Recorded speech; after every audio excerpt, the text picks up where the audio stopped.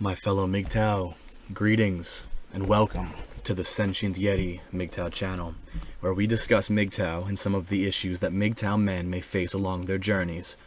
In this video, I'd like to talk about the male sex drive, and this is a topic that I think that we are all mature enough to discuss, and specifically, I'd like to address some of the male issues of erectile dysfunction and impotence, and why men should consider these conditions as they formulate their decision to actively go their own way.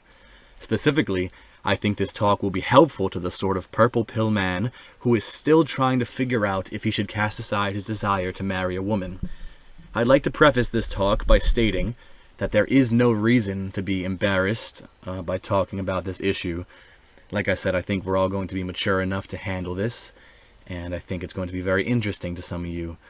Of course, the issue of not getting it up is one that our society likes to joke about, and indeed, of course, there can be some humor in considering this ailment, especially if you're a man who's never had to deal with such a problem. However, as any man who has had ED can understand, this ailment can be a major cause of stress and anxiety, especially for men who feel some sort of obligation to their female partner to perform vigorously, often, or both.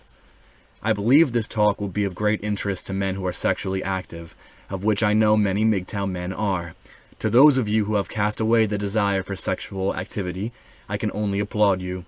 Many young MGTOW in particular likely want to continue having sex while their sex drives are voracious and constant, and I can't blame you. This choice is one that each individual man can make for himself, but I do still feel it is important to talk about the changing nature of the male sex drive over time, and I believe it is important for MGTOW men to consider these issues in accordance with how they picture themselves spending the latter halves of their lives. So, many of you have had relationships where sex was a substantial, if not the vital factor in your relationship success. The stereotype about sexuality across the sexes is that men are the animals who want sex constantly, and the woman is rather unwilling or willing to oblige. In my own personal experience, I can say that I have dated women who, quite literally, might depend on dick to get through the day. Now, these women either already had this need when I met them, or they were molded into a dick-dependent form after we started dating. In my experience, any woman can become dick-dependent, especially if you happen to administer good sex, I guess you could say. Now, if you've dated a dick-dependent woman, I want you to think, and I want you to remember those nights where you weren't quite feeling up to the task. And I want those of you who have not dated dick-dependent women to maybe have a little thought experiment and think about this, how it would look like. So perhaps you were dealing with some erectile dysfunction yourself, maybe, which, as I will get to eventually, is far more common than men would like to admit. Or perhaps you had a long day and you were tired. Or maybe you just didn't feel like putting out that sexual effort to the same woman, same pussy that I've been bagging for a year or two now. And as I think Barbarossa once put it, there ain't no pussy like new pussy, right? And this is a fact that I want you MGTOW men to consider here. If you honestly believe that the one same woman is going to be able to fulfill you sexually for the rest of your life, then I fear that you're going to face a rather unpleasant truth sooner rather than later. Or maybe later, but we all have to face it eventually. Many of you know this, and which is why you're on a MGTOW channel right now, but once again, I'd like to reiterate, I'm hoping that this video will help some of you who are battling those purple pill feelings of one-itis, which is defined as an attraction towards a single potential partner to the exclusion of other possible partners. If you've had to say no to sex with a woman who literally depends on getting fucked as if it were as vital to her as water is to a fish, then you know what kind of feelings she may display or behavior she may exhibit. Oftentimes, when a man cannot sexually gratify his woman, she begins to view him as less of a man, and the illusion she has of you as the macho, primitive alpha male might begin to wither away. She may give you the cold shoulder, turn away from you in defiance, and maybe, just maybe, she'll openly beg for you to give her a savage dicking. She may say she needs it. Maybe she does. She probably does. Or maybe, if she's one of the sweeter girls, she won't make a big deal out of it.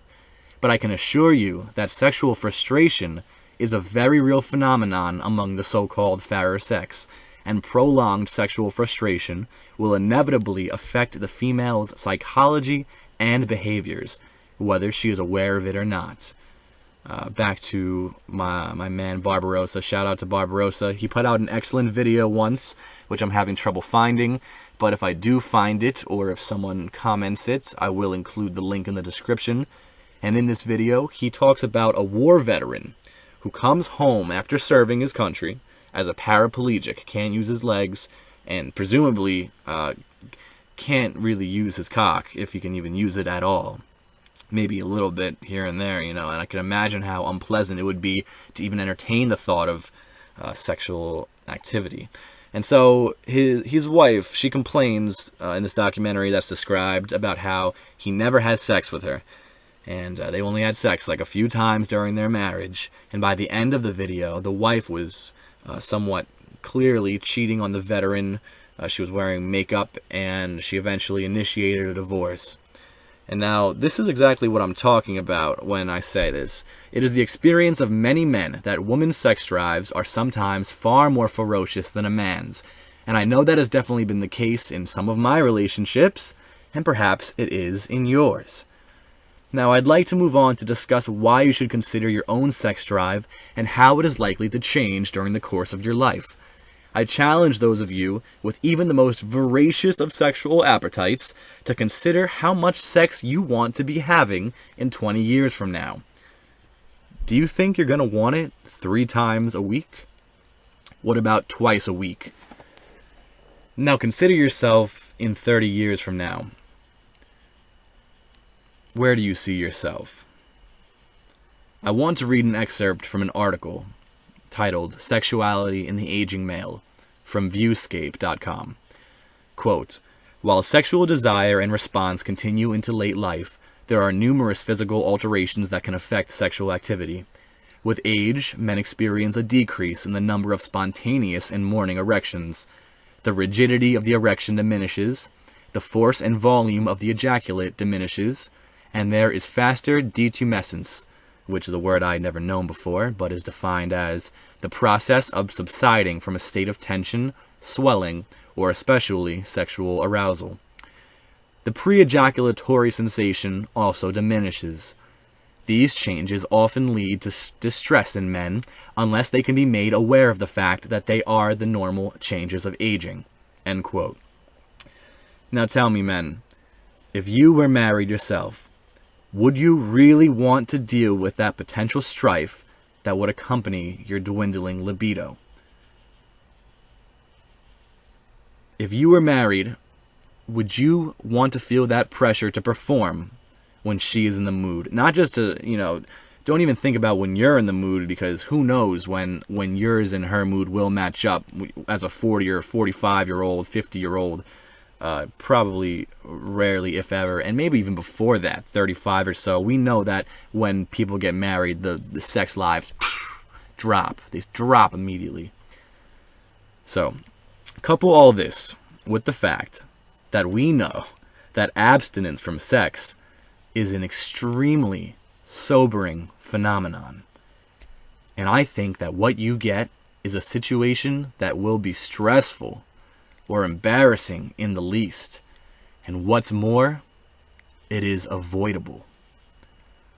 Here is a statistic from the good old HuffPost, who seem to report neutrally on this topic of ED.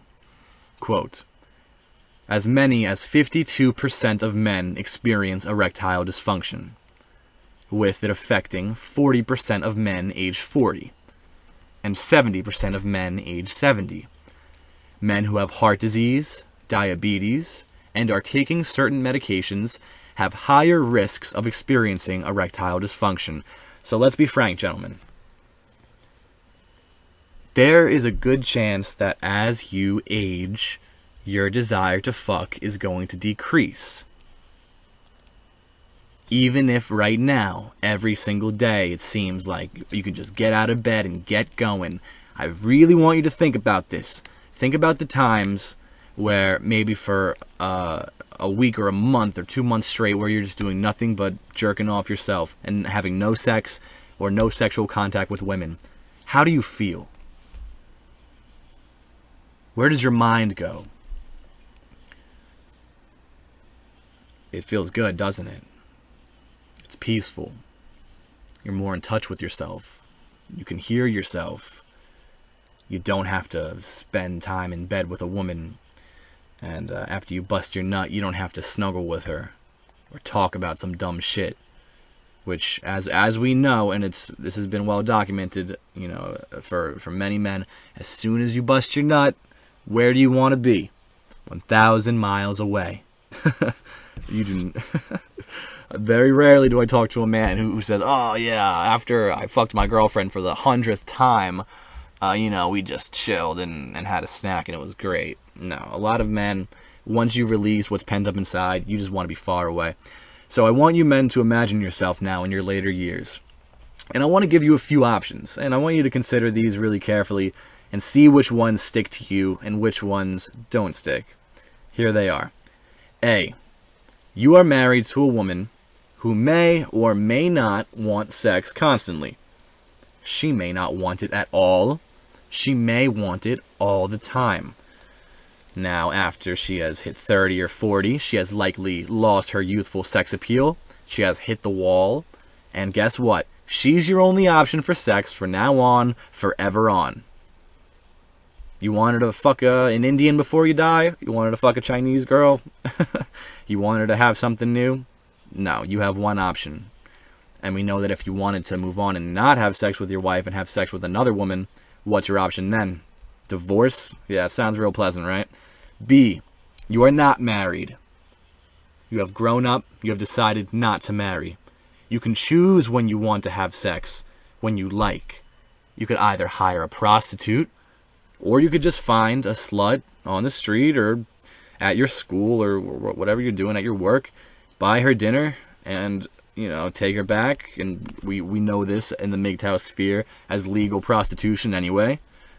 The world is changing. Finding sex is not the same as it was in the 40s. It's a little easier now.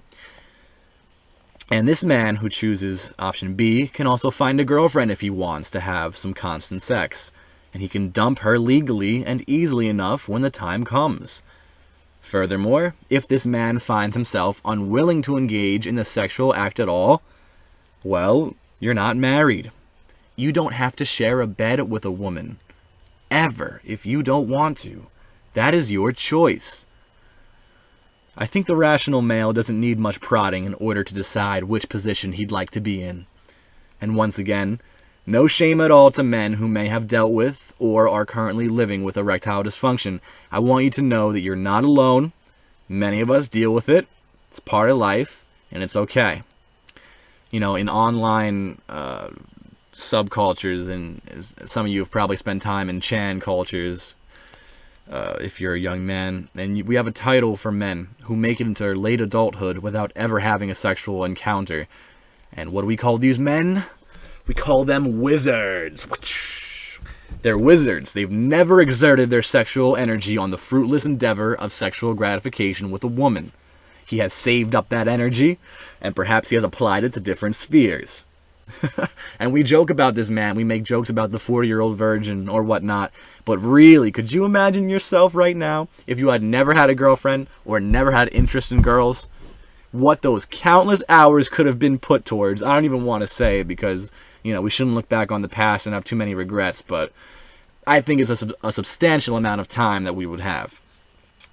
And while we make jokes about the so-called wizard virgin, I'd like to remind you that a serious school of thought contends that both Nikola Tesla and Isaac Newton died as virgins. That's right, and I don't know if it's true. These are just widespread rumors, but apparently Newton admitted this on his deathbed, that he was a virgin, and it is widely rumored that Tesla never gave women the time of day and instead fell in love with, you guessed it, a pigeon. Now, I imagine that these men probably did deal with issues of impotency, diminished sex drive, or maybe even they had erectile dysfunction. Maybe they had it their whole lives. And yeah, as funny as it may be to consider, but where would humanity be if Nikola Tesla cared more about getting some pussy than he did about discovering the alternating current. Would we have had the scientific revolution of the 17th century if Isaac Newton was a hungry alpha male who just couldn't keep his cock in his pants and had to go out and chase tail? How many other men forewent their sexual desires and instead went on to change the course of the world with energy that they would have otherwise wasted? And now, this is not to shame men who want to have sex and still have sexual encounters. I know I still want to have an active sex life while I am young, but I challenge you to consider what you could achieve if and when, maybe it's only a matter of when, because I mean we all have to, if and when you give up sex for good. Thank you for joining me today. Once again, I am the Sentient Yeti. This is a new MGTOW channel. I'd like to do a lot of work on this channel. I'd like to speak to young men in particular. Maybe form a community of young men who can talk about the issues of MGTOW that we face. And I think this issue is one that'll be good for men to consider. Because when you're young, you don't exactly think about how your sex drive's going to change over age. If you've never had a problem like that, then that's something that might never even cross your mind. You might think, well, this thing's just going to fucking pop up forever. And maybe it will, probably won't. So I think we should all consider this. Of course, when you have a serious girlfriend, one of the main benefits, if not the only benefit, is just the constant sex that you may get. And we all know that gets old. If you've had a long-term relationship, then you know it's true. It's kind of hard to deny it. But maybe you don't get tired of it. If you don't get tired of it, I imagine, I don't know, probably something else going on. Maybe you're just really easy to please. But just know, boys, that there's no pussy like new pussy. As you age, you can have whatever you want if you decide not to get married, boys. Don't get married. And thank you very much for checking in today. This is the Sentient Yeti. Have a great day. And keep on keeping on.